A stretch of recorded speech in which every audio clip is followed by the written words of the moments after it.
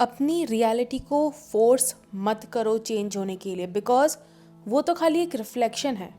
जब तक inner world change नहीं होगा, आउटर वर्ल्ड भी नहीं चेंज होगा। सिंपल है। The mirror will not smile until you do.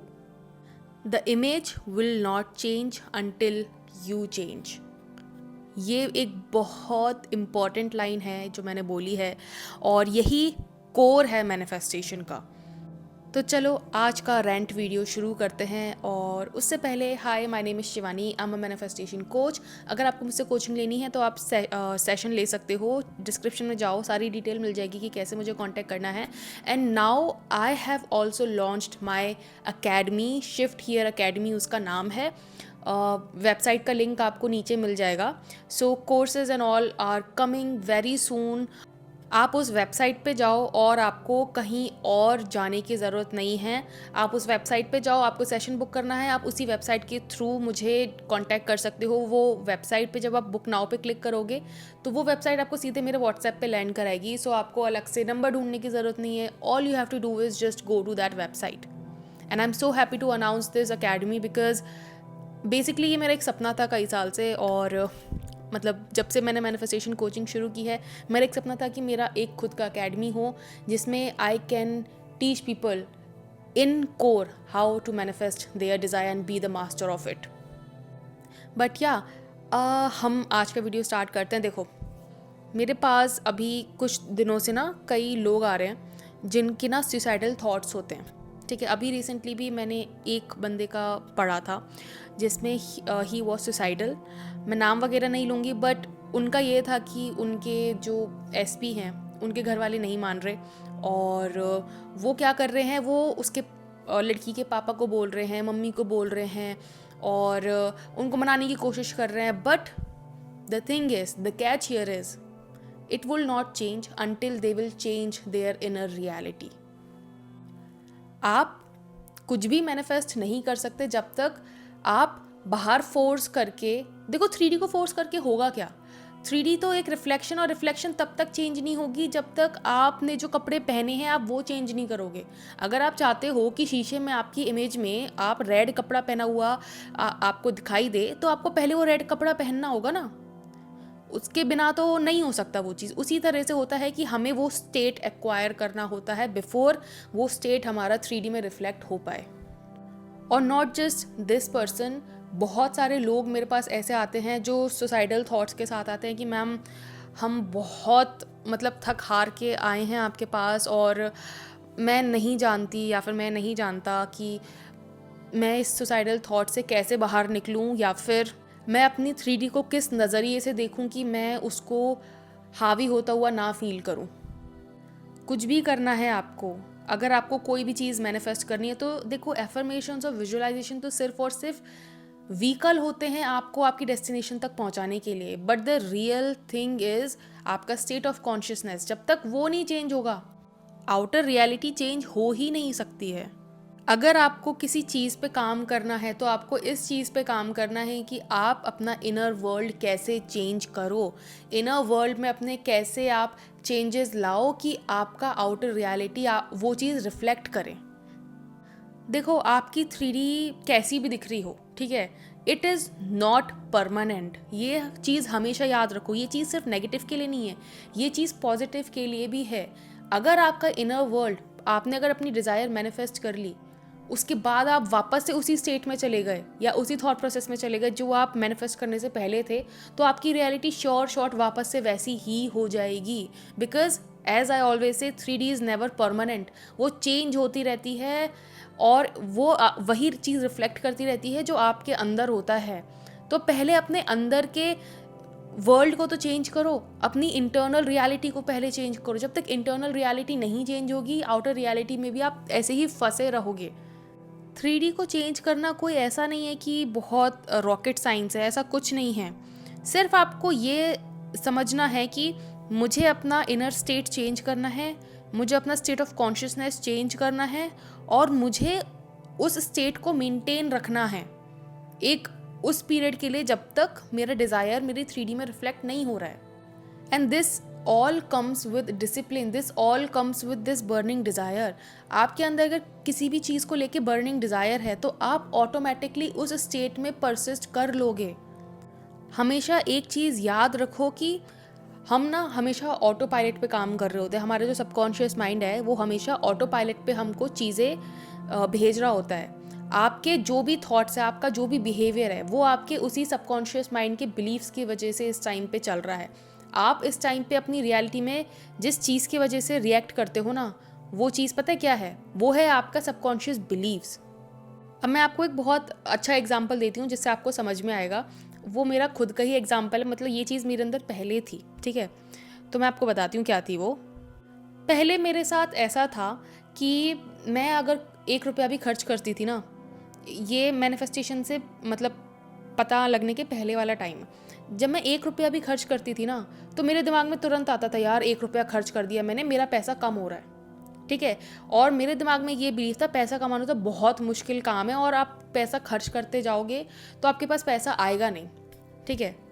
और मेरे पास वही होता था, मतलब मैं खर्च करती जाती थी तो मेरा एंग्जाइटी इतनी बढ़ जाती थी, मैं बहुत ही डिफरेंट तरीके से बिहेव करती थी। मैं मतलब अगर मुझे किसी बंदे पे एक पैसा भी खर्च करना होता था ना, तो मुझे अंदर से बहुत ऐसा लगता था कि यार मेरा पैसा खर्च हो रहा है, ठीक है? But when I got to know about law of assumption and how a reality works, मैंने अपने अंदर सिंपल सा एक ये बिलीव बनाया कि मैं अगर 1 रुपया खर्च करती हूँ तो मेरे पास उसका 100 गुना वापस आता है। स्टार्टिंग में जब मैंने ये चीज़ बनाई थी, जब मैंने ये बिलीव बनाया था, तो उस टाइम पे मेरे पास सोर्स ऑफ इनकम सिर्फ एक था, वो था मेरा जॉब। और मुझे नहीं पता था कि मेरे पास कैसे आएगा, क्या आएगा और कहाँ से आएगा वो पैसा। But when I persisted in that, मेरे पास सोर्स ऑफ इनकम बढ़ते गए। एंड स्टार्टिंग में मेरे साथ ऐसा होता था कि जब मैंने ये बोलना स्टार्ट किया था तो मुझे ना लगता था कि यार मैं खुद से झूठ बोल रही हूँ, ऐसा तो कुछ है नहीं, ठीक है? और मैं मतलब जब तक वो चीज़ मेरी बिलीफ नहीं बनी थी ना, मतलब जब तक वो थॉट कि मेरे पास 1 रुपया खर्च करने पे 100 वापस आता है, ये थॉट मेरा बिलीफ नहीं बना था जब तक, तब तक मैं अपने पुराने ही स्टेट ऑफ माइंड से रिएक्ट करती थी। जब भी 1 रुपया भी खर्च करना होता था ना, मैं तुरंत एंग्शियस फील करने लगती थी, यार पैसा खर्च हो रहा है, पैसा खर्च हो रहा है। बट जैसे जैसे मैं उस चीज़ को, जब भी मैं वो एंग्जाइटी फील करती थी, उस टाइम पे मैं अपने आप को रीइंफोर्स करती थी ये बोलने के लिए कि नहीं, मेरे पास अगर 1 रुपया खर्च हो रहा है तो मेरे पास 100 रुपया वापस आएगा ही आएगा। एंड मैं वो चीज़ बहुत कॉन्फिडेंटली बोलती थी अपने आप से, मुझे नहीं पता था कैसे होगा। बट जैसे जैसे मैं वो चीज़ करने लगी, मैं आपको बताती हूँ क्या हुआ। मेरा ना अंदर से इनर फीलिंग चेंज होने लगी। मैं जब भी अब बाद में पैसा खर्च करती थी तो मेरे दिमाग में वो बिलीफ नहीं आता था पहले वाला, मेरे दिमाग में नया वो थॉट आ जाता था तुरंत। जब भी मैं पैसा खर्च करती थी, मैं अपने आप, मेरा दिमाग बोलता था 1 खर्च किया 100 वापस आएगा। And that started to happen very very quickly, और मेरे पास सोर्सेज ऑफ इनकम बढ़ते गए। और now I can see that whenever I spend a single I would say rupee, 100 times comes back to me. तो अगर मैं 10,000 खर्च कर रही हूँ तो उसका 100 टाइम्स आप लगा लो, उतना मेरे पास वापस आएगा। This is just an example, ठीक है? तो मैं आपको ये बताना चाहती हूँ कि आपका जो बिहेवियर होता है, आपका जो रिस्पॉन्स होता है, वो पता है कौन कंट्रोल करता है? वो आपका सबकॉन्शियस माइंड कंट्रोल करता है। और वो आपको उसी तरह से बिहेव करवाता है, वो उसी तरह से आपको रिप्लाई रिस्पॉन्ड कराता है जिस तरह से वो करंट अपना बिलीफ सिस्टम में बनाया हुआ है, ठीक है? अगर आपका बिलीफ सिस्टम है कि आपका एसपी आपको इग्नोर करता है, क्यों? क्योंकि वो आपको पसंद नहीं करता। तो जैसे ही आपका एसपी आपके मैसेज को सीन करके वो कर देगा ना, क्या बोलते हैं, सीन कर देगा, छोड़ देगा, आपके दिमाग में तुरंत वो चलने लग जाएगा। और आप इमोशनली वो लेफ्ट आउट फील करोगे, वो बर्नट आउट फील करोगे। वो आपको लगेगा कि इसने मेरा मैसेज सीन करके छोड़ दिया, इसका मतलब ये मुझे पसंद नहीं करता है। Because that is what you believe. आपकी बॉडी रिस्पॉन्ड करती है। अगर आपको आपके एसपी के किसी एक्शन से बहुत बुरा लग रहा है ना, तो उसका मतलब है कि you have some beliefs about the type of action that is done. वहीं अगर आपका बिलीफ ये है कि मेरा एसपी मुझे इग्नोर कर ही नहीं सकता, उसके लिए मैं सबसे ज़्यादा इंपॉर्टेंट हूँ, अगर उसको मुझे इग्नोर करना पड़ा है, दैट मीन्स वो कहीं बहुत ज़्यादा बिजी है, या फिर वो किसी बहुत ज़्यादा ऐसी जगह पे फंसा हुआ है जहाँ पे वो मुझे रिप्लाई नहीं कर सकता, वरना वो छूटते ही मुझे रिप्लाई करता है, ठीक है? तो आपको वो सीन अगर आपने देखा ना कि वो उसने सीन कर दिया है, तो आपको बुरा नहीं लगेगा। क्यों? क्योंकि यू नो कि अगर उसने सीन करके छोड़ा, दैट मीन्स वो कहीं बहुत ज़्यादा बिजी होगा, इसीलिए उसने मुझे सीन करके छोड़ दिया है। और जैसे ही वो फ्री होगा वो मुझे तुरंत कॉल करेगा। You have to understand this, that each and every behaviour of yours is a subconscious, I would say feedback. आपको उसको एज अ फीडबैक लेना चाहिए कि अगर मैं इस तरीके से रिस्पॉन्ड कर रही हूँ तो मेरे अंदर क्या बिलीफ है जो मुझे इस तरह से रिस्पॉन्ड करा रहा है, राइट? आपको अपनी 3D रियलिटी को एज अ फीडबैक लर्न करना सीखना पड़ेगा। जब तक उसको फीडबैक की तरह नहीं लोगे, आप उसी रियलिटी लूप में फंसे रहोगे। Make sure that you are taking your 3D as a feedback and not as a final result until you see what you want to see. आपके 3D रियलिटी तब तक परमानेंट नहीं है जब तक आपको वो नहीं दिख रहा है जो आपने विजुअलाइज किया था। इवन देन वो फिजिकल कह रही हूँ, फाइनल नहीं है वो। अगर आपको उसने वो चीज़ दिखा दी है जो आप देखना चाहते थे, उसके बाद भी वो चीज़ फाइनल नहीं है। क्यों? क्योंकि वो तब तक ही फाइनल है जब तक आपका इनर वर्ल्ड उसको मैच कर रहा है। जैसे आपका इनर वर्ल्ड चेंज हुआ, वो चीज़ भी चेंज होगी, जो रिजल्ट निकला था वो भी चेंज होगी। अब जैसे कि मैंने आपको बताया था कि मैंने अपनी शादी मैनिफेस्ट की थी, एंड मेरी शादी के बाद अभी मैंने आपको एक वीडियो में बताया था कि मेरा डिवोर्स भी होने वाला था, ठीक है? वो क्यों होने वाला था? क्योंकि मैंने शादी तो मैनिफेस्ट कर ली, but I did not maintain the state जहाँ पे वो शादी टिकनी थी, ठीक है? बट जैसे ही मुझे समझ में आया कि मेरी गलती कहाँ हो रही है, and I need to be disciplined enough to keep it with me for life, मैंने उसको सुधार लिया, ठीक है? अगर आपने वो स्टोरी नहीं देखी है तो जाके देख लो, मेरे चैनल पे ही होगी।